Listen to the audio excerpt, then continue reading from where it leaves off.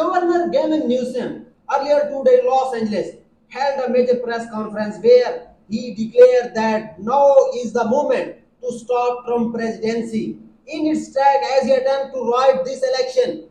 Can you share what you announce and explain what it is so important? Newsom said, "Well, here's how I see it. The moment Speaker Jeffries is sworn in as Speaker of the House, Trump presidency is effectively over. And that's just 17 months away under normal circumstances, playing by the same rule in well-defined system. That's exactly what would happen Trump now this which is why he called Greg Abbott, claiming he is entitled to fill 5 seats. A blatant attempt to ride the election before a single vote is cast in 2026. Today, we pushed back by launching our campaign to block and neutralize what Abbott and Trump are trying to pull in Texas.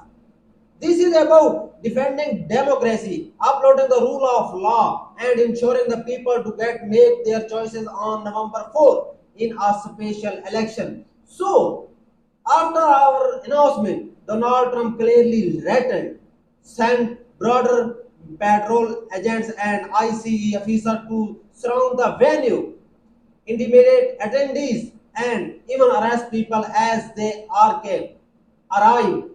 When I learned about it, my reaction was one of outrage but not surprise. It was a scene straight out of an authoritarian playbook designed to scare people into silence and keep them from exercising their rights. Governor Newsom said, "Yeah, I mean, what more proof do you need? Maybe he is getting advice from Victor Orban, others like him, who do not even have to say a word at the press conference. The scene spoke for itself. Two US senators were there, along with a half dozen number of Congress, faith leaders, and community representatives, reflecting California's full diversity. And and where were we? At the Democracy Center in Little Tokyo, a place where deep historical weight. This was the exact site where in the 1940s Japanese Americans were taken by bus to the Anton. And it's the same spot when Border Patrol and IC showed up. That symbolism alone should make clear how urgent is it to confront his movement based on. If we do not meet this threat with equal resolve, the risk losing our democracy. And frankly, what clearer sign of Donald Trump weakness is there than sending federal agents to intimidate people at the price, location, and time? A pathetic show of force pretending to be strength against those who are standing up for our democracy. Here's the things he never says any of it to my face. He is classic keyboard warrior. At those strange press conferences of his, he will call me Newsom and toss out all kinds of insult trying to act like a tough guy.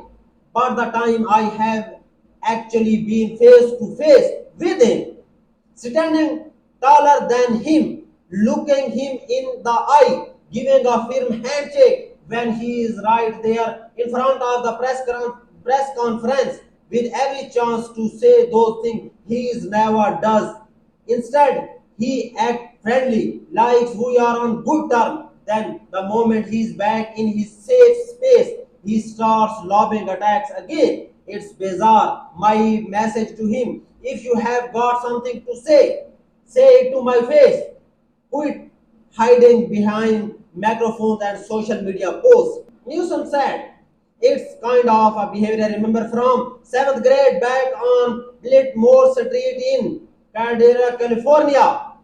Same nickname, same immature attempt to bullying. But back then, it was a kid, not a 79-year-old man who happened to be President of the United States. It's pathetic. Mr. President, it's time to act like one.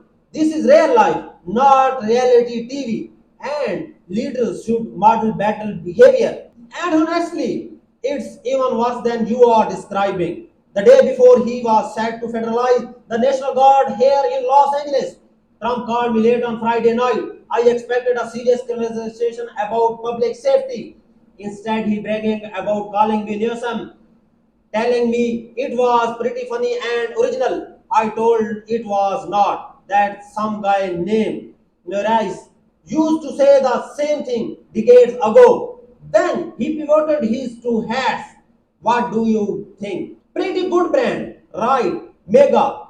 Sold hundreds of thousands. I could not believe it. Here, we were facing a major crisis and he never once brought up the National Guard or the situation in LA.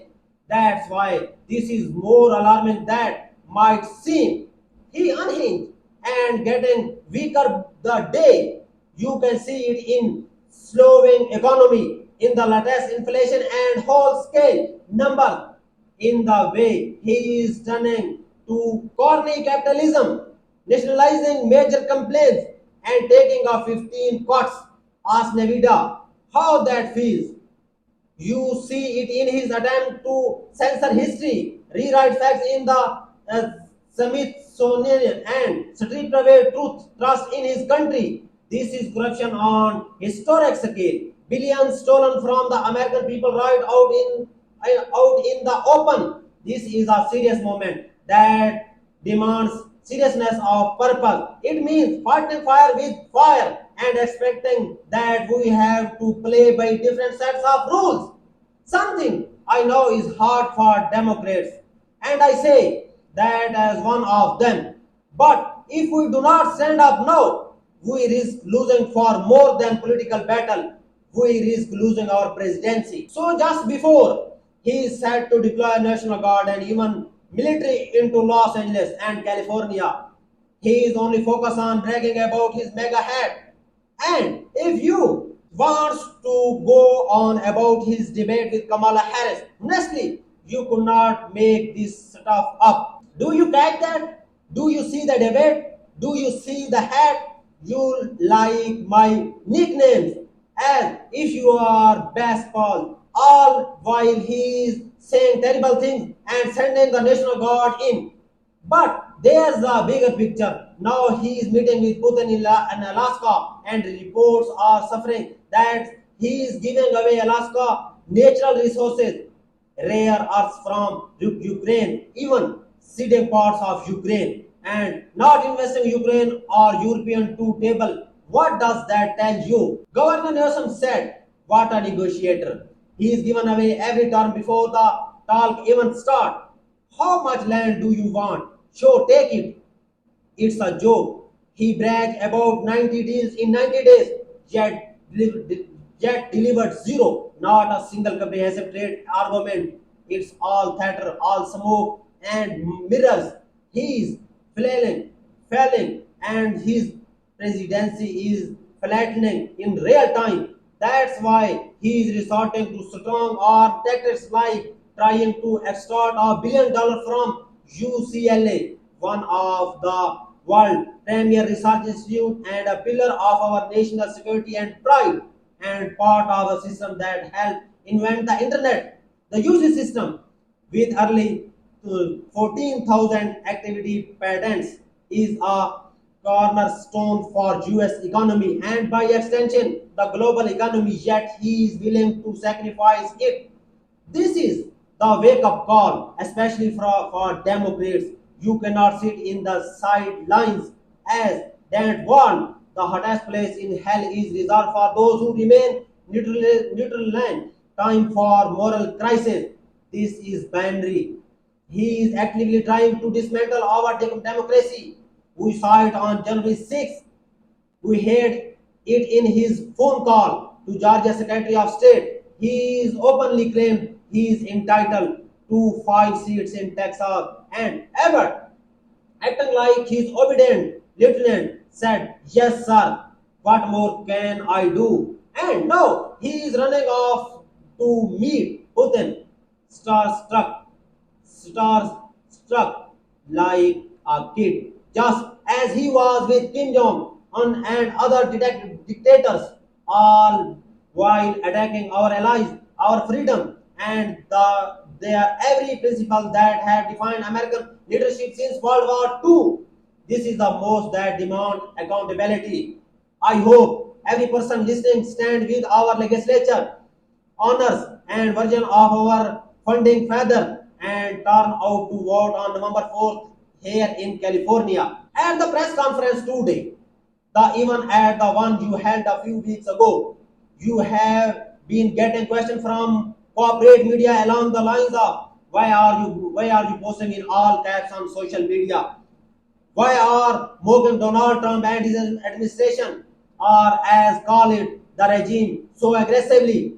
Does that give you the moral authority? And I am sitting there thinking, why are they even asking you that? Where have they been? What's your take on that? Does it surprise you that this is their reaction, or what do you make of it? Newsom said, "What an admission! And where have they been all this time?" Not asking Donald Trump the same question at every press conference. He talks to the public like we are bunch of fools, speaking down to us as if we are in third grade. Yet no one challenged him on it when he writes in all caps, "Thank you for your attention in this matter. DJT, nobody blinks." So we decided to push back, mirror his own tactics, and raise awareness by turning it back on him. And suddenly, everyone offended on becoming of governor. But apparently, it's perfect fine for the president of the United States to hand out childish nicknames and insult people. This is a serious moment. It demands serious leader and serious journalism. But here's the truth. Many are scared stiff because he can cancel them, block a merger, or pull strings behind the scenes. There's so much have do not even know. What happened with Paramount, with 60 Minutes, with certain law firm, and even with Harvard University? If Harvard tells out, they will selling out higher education, intellectual freedom, and their own legacy. I am done playing it safe. I know I have to be held to a higher standard, but would not regret standing my ground. This is the moment for all of us to hold the line for democracy, to protect our freedom, and to stop talking for granted what we have enjoyed for 249 years. It's all on the line. What I appreciated today event is that it was not just talk another press conference. You laid out how you feel and what you are actively doing about it. You explained how you are using both your formal authority and your moral authority to take action, and you ruled out the Election Rigging Response Act. Tell us more about that and how people can get involved. Newsom said, "Look to your point, and I say this with respect as someone who has stood in a candlelight vehicles and marched in protest. That is not just about showing passion. Passion matter, but passion without action falls short. As Bobby Kende after remind us, we will ultimately be judged by how much we contribute to life of our city, our state, our nation, and world we are trying to shape. This is about action, not just emotion, about both faith and work. As we say in church, we need move beyond heretic and use every tool available. Our federal authority and our moral authority. California, with its population larger than 21 states combined and world's fourth largest economy, has both. That's why we are calling out this election interference and putting power backing the hands of the people. We are not doing this behind closed doors. We will post the maps publicly, act transparency, and do this democratically. The legislature will introduce the map on Monday, and by Thursday, they will be ready to present to votes in special election, aligned with local election on November 4th. This is a separate. If California, one of the most underrepresented states in the country, does not succeed, we may never get another chance. He is rigging the next midterm before a single vote is cast, just like he tried to undermine democracy after the after last election, the time it's happening in plain sight. We must stay laser focused, fight fire with fire, and get off our back foot. We need to drive the narrative, the reform, and the talking points, not just in California, but in every state, large and small. This is moment for action, not for words. Saying California Governor Gavin Newsom